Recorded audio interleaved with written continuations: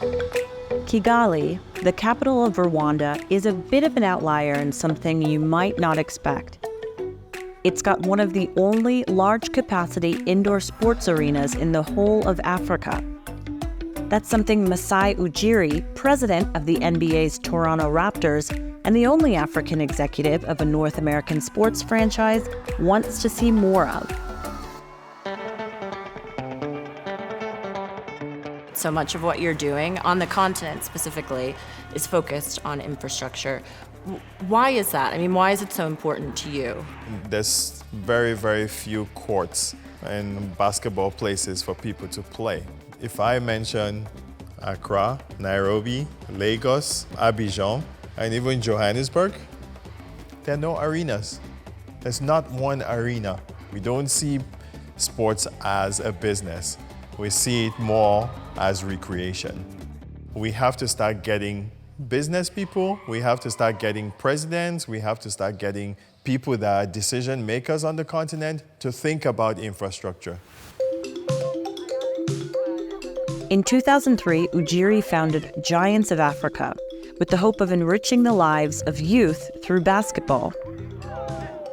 In 2021, the organization committed itself to building 100 basketball courts on the continent. And here in Kigali, Ujiri is touting the BK Arena's transformation into Zaria Court, a destination complete with restaurants and a hotel, as an example for the rest of the continent. When I look at Scotiabank Arena, I look at LA Live, and I look at the hotels, the restaurants, the shops. This is what people want. All those things around those places create, like an atmosphere where people can grow. And grow in a business sense. A lot of presidents are quick to build stadiums rather than arenas. It's hard to fill a stadium if your name is not Beyonce, if your name is not Drake, or Taylor Swift. Yes, Taylor Swift, exactly. This can be filled up every day. Do you want to take Zaria Court outside of Rwanda? 100%. Yeah, 100%. This was just the best template for us. This set the tone, set the example.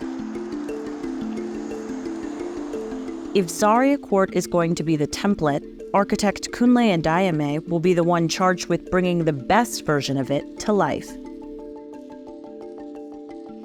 I met Masai and we began brainstorming ideas of what could happen here, and we developed a program of what could be the combination of sports, hospitality, and culture, just based on the needs of the city, the needs of the community, and generally what the site itself seems to have as a potential for infrastructure.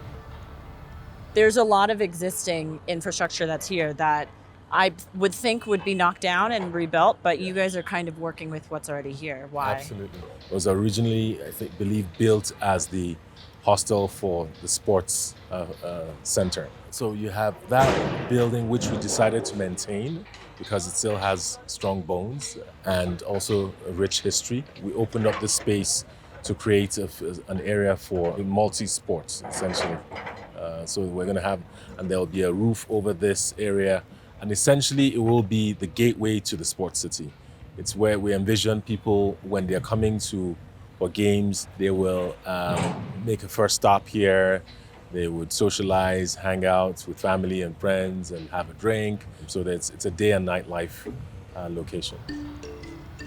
Financing-wise, I mean, how do you make this happen? We have investors that are putting in equity into the development, and we have our debts from a local bank here because they see the potential and the viability of the project, and this is an important part of development of sports, the business aspect and economic viability of it.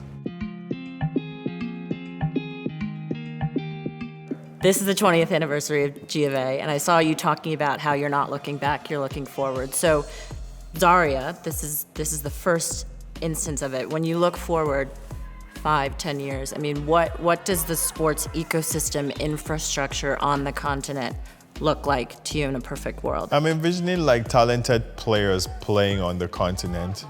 Yeah, I'm envisioning leagues. Africa's biggest jewel is his talent, is his people. The challenges are going to come from everywhere. We have to learn, how do we find success here as sports people?